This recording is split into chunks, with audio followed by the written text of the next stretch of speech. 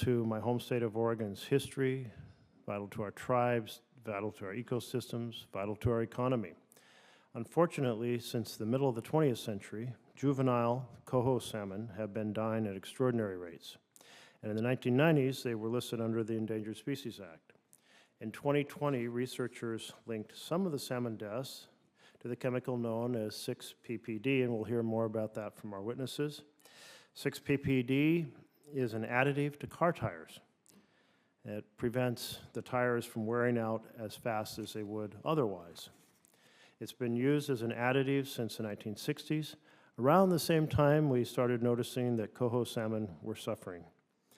The process for how 6-PPD gets from our tires into the waterways is straightforward. Tires wear down.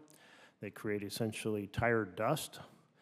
Those little particles contain the chemical 6-PPD, and then it rains, and the rain sweeps it into the streams, and then that toxic chemical kills the salmon. When it gets into the stream, by the way, it reacts with ozone, and it's that 6-PPDQ that becomes one of the most toxic chemicals to aquatic species ever evaluated by the Environmental Protection Agency. So that's a challenge. The EPA reports, quote, concentrations of 6-PPDQ in stormwater in the Pacific Northwest were found to be lethal to coho salmon after only a few hours of exposure. And 6-PPD can be deadly to steelhead trout and deadly to other fish species as well. And it's not just marine life. These chemicals are being found in sediments and soils, dirt and dust, and even inside all of us. In one study testing 150 people, 6-PPD was found in nearly everyone. And an intriguing situation is it was found in higher concentrations in pregnant women, though I don't yet know that we have an explanation for that. 6-PPD is a disaster for the ecosystems, our economy, our tribes. So that's why it's important as we wrestle with restoring salmon or recovering salmon that we learn more about this issue. In November 2023, 15 Northwest tribal nations shared how disappearing salmon populations have affected them. They are asking us to stop using 6-PPD immediately. Sacred salmon, trout, and other fish species are unlikely to recover unless we do so. In 2023, 3 tribes from across the Pacific Northwest petitioned the Environmental Protection Agency to establish regulations prohibiting the manufacturing, processing, use, and distribution of 6-PPD in tires. Unfortunately, there's known commercially viable replacements for 6-PPD in tires. And the U.S. Tire Manufacturers Association, with us here today, has been a strong voice to say that any replacements must provide equivalent tire safety while improving environmental impacts. In fiscal year 2024, Congress invested $1 million through the U.S. Department of Agriculture's Agricultural Research Service to develop an alternative to 6-PPD. This research is being done in partnership with the company Flexsys, and we hope that it will accelerate the transition. But stopping 6-PPD's use is only one piece of the puzzle. We also need a strategy for dealing with it in our environment. It's been used, as I had mentioned, on tires for more than half a century. And my home state of Oregon alone produces 4 million waste tires per year, 2/3 of which get shredded or illegally dumped. And so even when tires are recycled, and they're used in playground services, they're used for erosion or flood control, sometimes they're burned, all these things further allow 6-PPD and other chemicals to continue to contaminate ecosystems. Department of Ecology for the state of Washington is with us here today. It and others are researching strategies to address these challenges, from stormwater mitigation to source control, street sweeping, the use of filters in water infrastructure, and so forth. These are difficult questions of science, of consumer safety, of tribal rights, of species extinction. So we're thankful to have today's panel of experts to help us understand these issues. Katrina Lassiter is a program manager for the Hazardous Waste and Toxics Reduction Program at Washington State Department of Ecology. Her program identifies chemicals that pose the greatest risk to human health and the environment and finds ways to mitigate them. Also joining us is Tracy Norberg, Executive Vice President and General Counsel for the U.S. Tire Manufacturers Association. She oversees the association's environment, health, safety, and sustainability portfolio. Finally, we're joined by David Fisher, counsel for the law firm Keller and Heckman. He served as Deputy Assistant Administrator for the EPA's Office of Chemical Safety and Pollution Prevention from 2019 to 2021. Thank you all for taking the time to share your expertise with us today. And now let me turn this over to Ranking Member Mullen for any opening comments. Thank you, Chairman Merkley, and thank you for all our witnesses for attending to today's hearing. As we know, today we're here to discuss the alternatives to a chemical called 6-PPD that has been used in automotive tires since the 1960s to help them last longer. In other words, every car on the road today, regardless if it's gas-powered or electric power, has tires containing 6-PPD to protect them against oxygen exposure, which is what we call dry rot, which would otherwise cause them to quickly degrade. This protection improves passenger safety by helping to prevent car accidents from tire blowouts and other tire-related issues. This is important given that car accidents remain a leading cause of death in the U.S. Very recently, scientists have discovered that when 6-PPD-D and oxygen react, it forms a product called 6-PPD-Q that can run off into streams causing harm, specifically to fish like coho salmon. This problem is not that there is no existing replacement, the problem is there is no existing replacement to replace 6-PPD currently available, and the human health impacts of 6-PPD are still unknown. Once a science-backed replacement is found, EPA's unreasonable slow pace in approving new chemicals will further delay commercializing or a replacement substance. Congress provided clear direction to the EPA to make determination of new chemical approvals within 60 days under the Toxic Substance Control Act, and EPA consistently fails to meet their statutory deadline. Today, of the 413 new chemicals under EPA's review, only 48 have been under review for less than 90 days. That means 88% of those reviews don't meet the deadline. Here's the real problem, though. Out of those 48, what percentage at day 82 will be asked by the EPA to be paused, which is the way EPA currently is handling business? Chairman, I know you and I both have had different companies come and tell us about this. And when they pause it at day 82, it's sometimes paused for an indefinite amount of time. This backlog is completely unacceptable from both a legal and domestic manufacturing perspective. If we were to actually care about bringing a non-toxic replacement to 6-PPD to the market, we also have to care about EPA's new chemical review failures. If we don't get if we were to get a sustainable chemical replacement to the market, how long would it take to improve? How long would it take for it to actually go into effect? Today's hearing on 6-PPD shows us why fixing our new chemical program shouldn't be a bipartisan fight. It should benefit everyone, and we should start by looking at the way the EPA reviews these chemicals. Thank you, Chairman. I yield back. Thank you very much. We're now turning to your all's testimony, and Katrina Lassiter, would you like to begin? Thank you, Chair Merkley, Ranking Member Mullen, and distinguished members of this subcommittee. My name is Katrina Lassiter, and as the chair said, I manage the Hazardous Waste and Toxics Reduction Program at Washington State's Department of Ecology.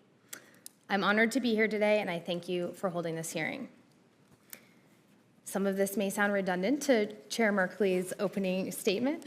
I'm honored to be here. For more than 20 years, scientists faced a mystery. Coho salmon in Washington streams and rivers were dying. The culprit was unknown, but it seemed linked to toxic chemicals running off roadways and into rivers and streams. To find the cause, researchers in Washington State spent 3 years searching through more than 2,000 chemicals that can leach from tires. In 2020, they finally found it, a chemical called 6-PPD quinone that kills coho salmon within hours of exposure. 6-PPD quinone comes from 6-PPD. 6-PPD is a chemical used in tires to prevent cracking and blowouts. It has been used for decades and is found in tires worldwide. As traffic passes on roads, tire wear particles containing 6-PPD travel through the air and stormwater runoff and enter rivers, creeks, and streams. When 6-PPD reacts with ozone, it transforms into 6-PPD quinone, also known as 6-PPDQ. 6-PPDQ kills salmon at such low concentrations that it is one of the most toxic chemicals to aquatic life ever identified. And I just want to repeat that for emphasis. It is one of the most toxic chemicals to aquatic life that has ever been identified. And that's why we need to be doing two things. We need to find safer alternatives to 6-PPD so we can get 6-PPD out of tires. And we need stormwater control and treatment so we can reduce 6-PPD chemicals in the environment. The need for 6-PPD alternatives and stormwater control is a national problem. Rainbow trout, steelhead, brook trout, coho salmon, and lake trout, which are found throughout the country, all die when they're exposed to 6-PPDQ at concentrations that we have measured in the environment. Depleted salmon and trout populations have negative economic impacts on recreational and commercial fisheries, tourism, employment, and food supplies. And there are growing concerns about potential impacts to human health, too. We're still learning about 6-PPD and 6-PPDQ, but tribes, states, and federal agencies know enough to take action now. Federal agencies, including the EPA, but also NOAA, USDOT, and USGS, are leading efforts to address 6-PPD chemicals in the environment. Tribes are taking action to protect their treaty resources and have petitioned the EPA to ban 6-PPD manufacturing and use through the Toxic Substances Control Act. And in Washington State, we're tackling this problem head-on by researching and installing stormwater solutions to protect aquatic life now. We're developing methods to monitor 6-PPD chemicals in the environment, and we're finding locations where these chemicals are causing harm. We're evaluating options for what to do with our used tires, and we're funding research to find a safer alternative for 6-PPD. In all of this, we're working with the tribes, federal and state agencies, and industry, but solving this problem does require a national and coordinated effort. And so today I ask for your support. Resource federal agencies to make progress on this work. Invest in research to advance our understanding of 6-PPD and so we can find a safer alternative. Require nationwide transportation projects to include stormwater controls for roadway runoff to protect fish now. Help us work with manufacturers to increase transparency of chemicals used in products and support legislation that reduces the use of 6-PPD because polluted waterways are not bound by state waters. I want to thank those who have turned their attention to this problem. Thank you, and I look forward to answering your questions. Thank you very much. And so now we'll turn to the perspective from the industry of making tires and the expertise they bring to bear. Tracy Norberg. Good afternoon, Chairman Merkley, Ranking Member Mullen, and distinguished members of the subcommittee. My name is Tracy Norberg, and I'm testifying today on behalf of the U.S. Tire Manufacturers Association. You have my written comments, so I'll just touch on a few key points now. USTMA is the National Trade Association for tire manufacturers that produce tires in the United States. Tire manufacturing directly supports more than 291,000 U.S. jobs, and our 12 member companies and 4 affiliates account for roughly 82% of the 327 million tires shipped in the U.S. last year. 6-PPD serves an essential safety function in tires, as we've heard from both the chairman and the ranking member and my colleague from Washington Ecology, and protecting the components of the tire from attack by ozone, oxygen, and other factors are key to 6-PPD's function. Without 6-PPD, a tire's integrity would be seriously and severely, quickly compromised, jeopardizing motorist safety. 6-PPD is currently used in all tires sold in the United States, including all of our member tires available for on-road use. And we are not aware of any new motor vehicle tires available today that do not contain 6-PPD. 6-PPD quinone is not used in tire manufacturing. This material is a recently discovered transformation product of 6-PPD that may form when 6-PPD reacts with ozone or oxygen under certain conditions. Today, there are no commercially available alternatives to 6-PPD that both provide comparable safety and performance in motor vehicle tires and minimize the potential for environmental effects. Nonetheless, our industry has embraced this challenge to find a suitable alternative. In December 2020, the same month that 6-PPD quinone was first identified, USTMA requested that the California Department of Toxic Substances Control prioritize a review of 6-PPD in tires under its Safer Consumer Products regulations. To our knowledge, ours is the only industry that has ever invited this regulation upon itself. USTMA assembled a consortium of 32 tire manufacturers from across the world to identify and evaluate potential alternatives in 6-PPD in tires.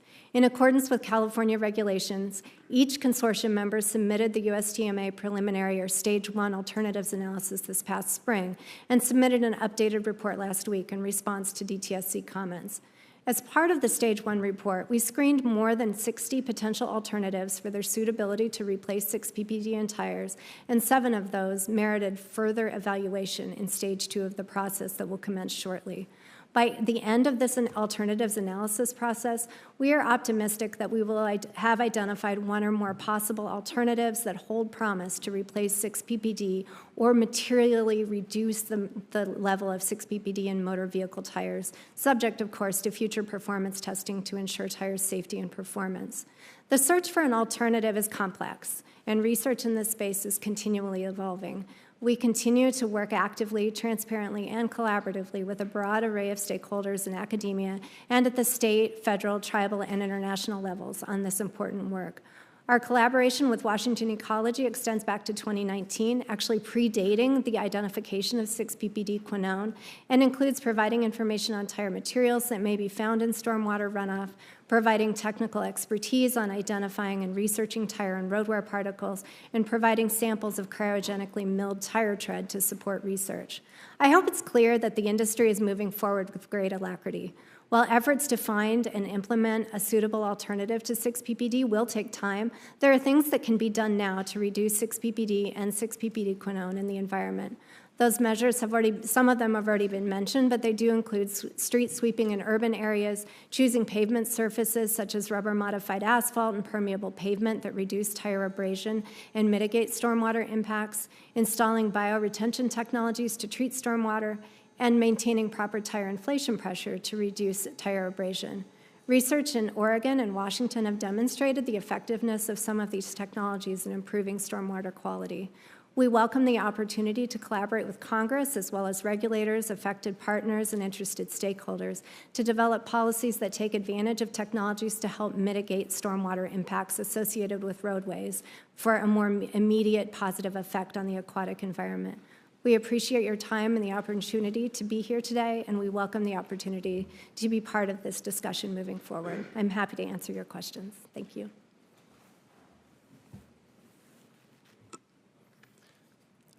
Thank you very much, and both of you have submitted longer versions of testimony, and if there's no objection, we'll submit the longer version for the record. Okay, fine.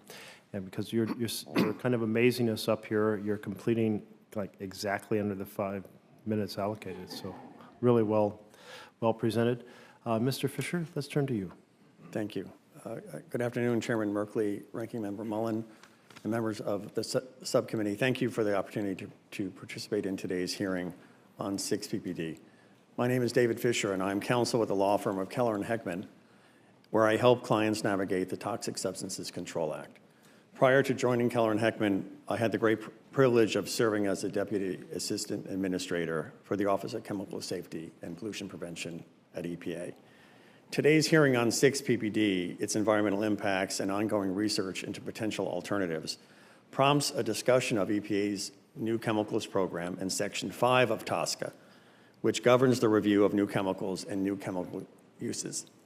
After all, a 6-PPD alternative will need to undergo substantive review by EPA's New Chemicals Division before it can be used in tires or other applications. We all know this, but it is worth repeating that nothing is possible without chemistry. But innovation in the U.S. relies on a wholly functioning and efficient New Chemicals Division. Under the 2016 revisions to TSCA, Congress gave clear direction to the EPA on the timeline in which to complete new chemical reviews. EPA has 90 to 180 days to render a determination regarding the new chemical substance's effect on human health and/or the environment. But until EPA makes such a determination, however long that may take, the submitter is in limbo and cannot commercially manufacture the chemical. Unfortunately, chemical reviews now take many months, if not years. If the ultimate goal is for industry to find a replacement for 6-PPD, then we should all be concerned with a potential replacement getting held up in regulatory limbo at EPA. This is why EPA needs to amend its new chemical regulations. Unfortunately, in proposing regulatory changes last year, EPA missed an opportunity for real change. EPA's final regulations to be issued later this year may yet reflect the concrete suggestions made by me and others during the public comment period. Today's hearing also prompts a closer look at the TSCA Section 21 petition process, which Earthjustice relied on in seeking a Section 6 rule to prohibit the use of 6-PPD in tires. EPA acknowledged that petitioners have the burden to show why a rule for 6-PPD is necessary, but then EPA considered other available information that it did not present in granting the petition. Moreover, EPA granted the petition and plans to initiate rulemaking this fall, even though EPA plans to collect data to inform a human health risk assessment on 6-PPD-Q and may issue Section 4 test orders to require the development of new information. The petition process as currently implemented by EPA stands in stark contrast to the Section 6 prioritization, risk evaluation, and risk management paradigm for existing chemicals. Although EPA must seek public comment for any rule issued pursuant to Section 21, EPA does not need to request either public comment or scientific peer review on a Section 21 petition itself or on EPA's basis for granting the petition. And with respect to 6-PPD, EPA appears to have granted the petition with respect to a single condition of use, 6-PPD's use in tires.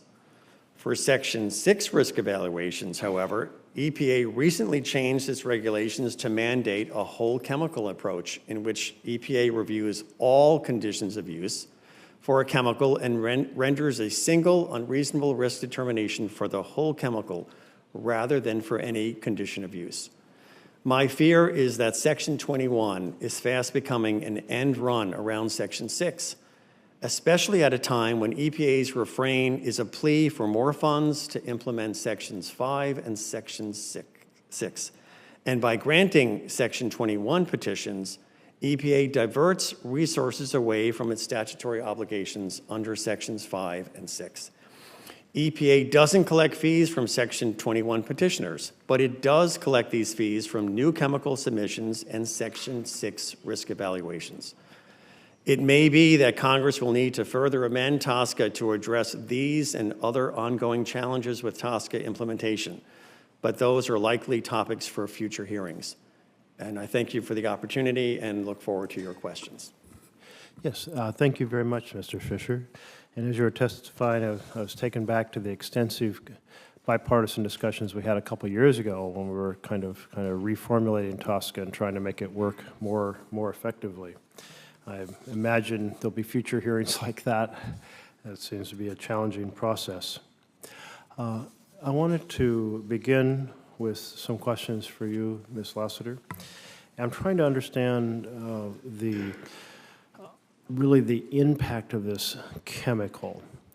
When I was growing up in Oregon, we never saw raptors. I mean, the hawks disappeared, the eagles disappeared, the osprey disappeared. I mean, I say disappeared, I never saw them. And now they're abundant. And the cause was a particular pesticide, DDT, which caused the shells of the eggs to be so weak that they'd get crushed. What is the death mechanism here? What is this chemical doing to the fish that is killing them? Is it interfering with their brain? Is it causing liver disease? What's going on? Thank you for that question, Senator. As you know, we just in 2020 discovered that 6-ppdq is so toxic to coho salmon and other fish. And so we are still learning. We are conducting research in Washington. We are funding research at other agencies like USGS to study fish and to figure out what's happening with them. We have a number of agencies looking into fish tissue studies to get a closer look at what's happening in the fish themselves. But we are working toward developing monitoring now. So we, just in short, we don't really know yet. That's right. Okay. That's right. Yeah. So are we finding that it's toxic to eggs, the fish eggs? We don't know that yet either. Is it toxic only to adult fish or also to the small fry? It seems to be toxic to returning salmon. So it's pre-spawn mortality. So they're coming back in the streams to spawn, and that's when we see the mass mortality events. And they're dying before they spawn? Correct. Well, that would have a big impact. So in the Washington State area where you have the streams running into ocean inlets and so forth and saltwater, are we finding that it's also killing the salmon? Because I saw a reference to the impact on the orcas. Is it also affecting the adult fish when they're still in ocean water? We don't know that yet. What we've seen is where they're dying in mass quantities where they're coming back to spawn, and there are hot spots that we're still identifying, but often in urban streams. So when it comes to salmon, I keep hearing the coho mentioned, but we have many types of salmon. What about other types of salmon? So we know that there's impacts to other fish like rainbow trout, but the instant mortality, the within hours from exposure, that's specifically coho salmon. The impact isn't the same on other salmon like Chinook, which, as you know, are the primary food source for our resident orca whales. Okay, so a lot to be learned in Right. terms of what is the mechanism that's killing them and what other fish are affected, but you do not think it's as having the same impact on Chinook. That's right. That's really interesting, but for another moment. Ms. Norberg, when this chemical was introduced to affect the oxygenation deterioration, I think I saw a reference somewhere to it increases the wear by about 20%.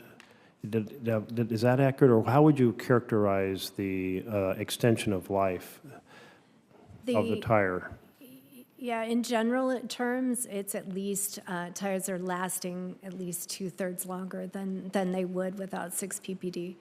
Before 6-ppd became widespread in its use, other waxes were used to protect the tire, and they don't protect the tire from dynamic wear and ozone exposure. So crudely, are we talking about a tire that without 6-ppd, with 6-ppd is a 50,000-mile tire, it becomes a 30,000-mile tire?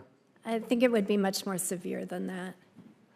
Well, Yeah. 30,000 to 50,000 would be a 2/3 increase of 20,000 on top. That's what I'm trying to get a general characteristic we just put our hands around. Yeah, maybe the best way to say is that a tire would last a third as long, right? So 1/3 typically, as long. yeah, 1/3 so I as may long. have misspoke. Yeah, so typically a tire now, an average lifespan of a tire is somewhere in the 40,000 mile range, and we would expect a tire to last, a third of that time on the outside. No, it's a dramatic.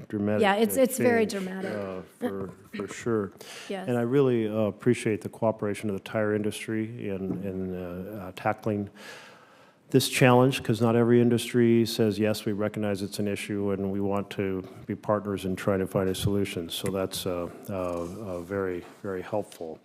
So as I understand it, you presented like there were 70 chemicals or so that were being analyzed, and now it's, or that ballpark, 60 or 70, and now 7 of those are promising. Do those 7 chemicals, do we know that they do not have the same lethal impact on trout and coho that 6-ppd has, or 6-ppdq? So in the alternatives analysis that we are conducting, we have identified that understanding toxicity to coho and other salmonids is really critical to identifying an alternative. The seven materials that we've moved forward to stage 2 have met our initial screening for hazard criteria, but we have not fully evaluated all of those chemicals for sensitivity to coho and other salmonids, and that will be part of the stage 2 analysis, not only for those 7 chemicals, but beyond that, as we get more toxicity and hazard data for other chemicals, we may be evaluating additional materials as we move forward. Okay. So my time's expired, so I'm going to turn this over to our co-chair, and then I'll have some additional questions. Thank you. Thanks for calling me co-chair. Did I get upgraded? Absolutely. Vice chair, any title you want, Senator. Thank you. Well, my wife has some nicknames for me too, and they're not always good. Thank you guys once again for being here. I do appreciate your time. This is, something somewhat new to me until we started actually recognizing this hearing. I hadn't really heard this problem with the coho, even though I'm Cherokee and I meet with the tribes on a very regular basis. Obviously, it's a concern to them. Typically, what we hear about is the habitat that they're having a hard time spawning, going back upstream because of dams and infrastructure that's put in place. And that I totally understand. So this is kind of new to me. So I got some questions for you, Ms. Lassiter, is that right? When they're doing the test for the 699, I'm looking up my notes here. What is it? PPDQ. PPDQ. Thank you. When they're doing the test on that, what was the concentration rate of it? I mean, was this tested in open streams? Was it tested in concentrated pools? And then what was the mixture rate that we were looking at?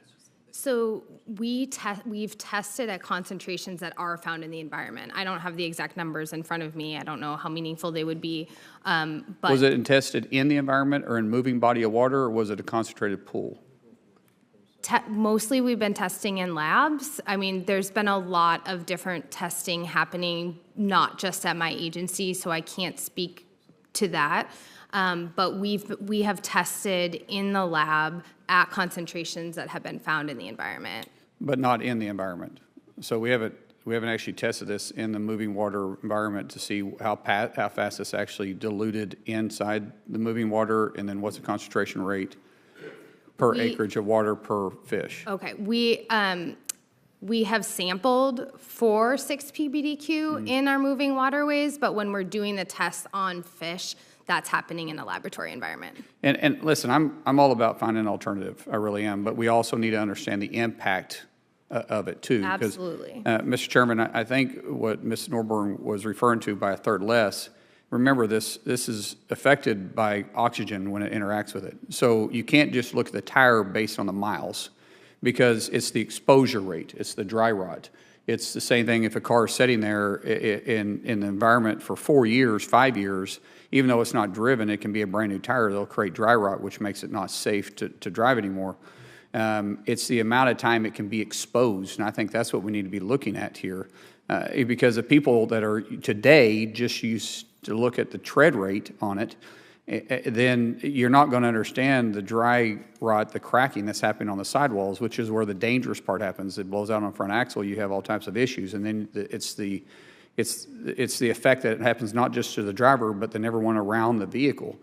And I do feel I feel very strongly we need to find the alternatives, but we also need to find the true impact of this. As the industry is looking for an alternative, we need to actually understand the science and the impacts of it too, and the cost to consumers. I mean, my Lord, we're all dealing with massive inflation rate the way that we're dealing with today, and that's I'm not making a political point. I'm just telling you that's the fact of the matter, and this would just add to it if we don't understand the cost. You know, when Congress first set this up, we had to have a reasonable impact of what it was going to be to the consumer moving forward, and all this needs to be understood.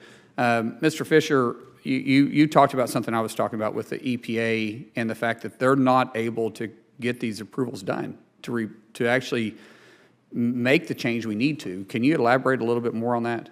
Yeah, so as I mentioned in my testimony, the statute says 90 days to 180 days. I'd say on average, If you have a PMN going under review at EPA and the review concludes and there's a consent order attached to that review, we're talking up to a year and a half, maybe longer. If you then add a SNR to it, a significant new use rule that would follow that approval process, then you're adding on another probably 2 years. So it's now become sort of a multi-year endeavor versus the 90 days to 180 days that was in the statute. Even when Congress amended the statute in 2016, it didn't change those timelines. Congress still assumed EPA would meet the 90 days to 180 days. And that, as you mentioned, or was mentioned earlier today, is a rare event. Most of the time, submitters need to anticipate it taking at least a year. In fact, I advise folks, don't expect anything under a year. Yeah, and Mr. Chairman, I think this leads to something that we should be looking at too, that maybe we need to have a hearing with the EPA to hold their feet to the fire, so to say, on getting these out. I mean, this is important for safety perspectives. This is important to the tribes. It's important to the consumer. And there's no reason why they can't do this. I know they talk about not having enough money, but my Lord, it seems like every year we're raising their budget to begin with. They're just not prioritizing it the way that Congress has asked them to do. With that, I yield back. Thank you very much. I'll get your new nameplate if you'd like. Thank you. I want to turn back to this question of the coho being affected. And you say in the laboratory, so where is this laboratory where the fish are being tested against the chemical? We are doing those studies in Washington, I believe at the Washington Stormwater Center, so associated with WSU, and we have researchers at UW as well. So I will follow up because I want to come see the testing, obviously, close by in Oregon, but we talk about salmon so much, and we talk about how much we're spending to move the small fry over the dams or around the dams, and all sorts of challenges. Obviously, but this issue is really a significant new addition to the discussion of the challenge we're facing. And so I'm wondering if we're seeing similar impacts, say, are being reported from Alaska or from the East Coast or from Norway or other places where there's salmon runs. Is this identification of the challenge occurred in Washington State, really a diligent observation that the fish were dying after a rainstorm, and like what is going on? But are we seeing hints of this happening in other areas where there are salmon? So certainly actually being able to see the mass mortality events has been most dramatic in Washington, but we do have researchers across the country with USGS studying this phenomena and studying it on other fish, and there is research underway in Europe as well. And what made it so easier to detect in Washington? So is it because the streams are shorter, so the adult coho are concentrated and in an urban area where they could be easily observed as opposed to 1,000 miles up the Columbia River or so forth? Why? That's such a good question, and that's why we're conducting research and monitoring now. We don't have those answers. Okay. And I will really want to follow up with this question of the kill mechanism, like why it's killing, because if we don't understand why it's killing them, I mean, it must be something that's common to the rainbow trout and the coho and the brook trout, or lake. I think you mentioned lake trout. That is something different if it's not affecting the Chinook. Have we had Chinook in the laboratory in these aquariums and they're not affected? Yeah, they've been tested in the same way. It's really fascinating. Ms. Norberg, I wanted to turn to the question of whether the tire industry in other countries is also doing research on this. Yeah, so we are working as a global tire industry on both this issue and then the broader issue of tire and roadwear particles. There is a global industry organization called the Tire Industry Project that is based in Switzerland. It is part of the World Business Council for Sustainable Development. They have been studying tire and roadwear particles for many years and continue that work. Because 6-PPD, really the issue originated here, we're at the tip of the spear when it comes to the 6-PPD specific issues, but we are coordinating as a global industry on this issue. So is the primary research on this issue happening in Switzerland? So broadly on tire and roadwear particles, they continue that work, yes. And then we on 6-PPD and 6-PPDQ are really in the lead here in the U.S., but coordinating with our global counterparts. So the scientific research that took these many dozens of chemicals, 60, 70 chemicals, and reduced it to 7 promising, that research happened in Switzerland? No, that research happened here in the U.S., and I led that project. Yeah, and it's ongoing. Okay. So when you get down to those 7 chemicals, and the question is, do these chemicals also have an impact on fish?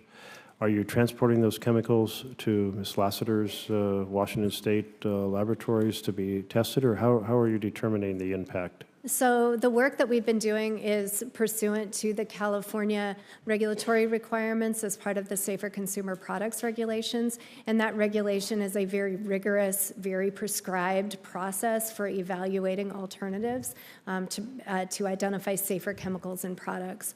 And so the stage 1, which we've completed, is basically a screening step, and then we will continue to do more in-depth research of not only those 7 chemicals, but any others where we can garner additional research. So the ones we are moving forward don't have indications of negative impacts on salmonids or other species yet, or to date, but we'll continue that evaluation as we move forward. So that screening process, Cloakroom needs us to vote, I'm informed. I guess so. I can make my last question quick.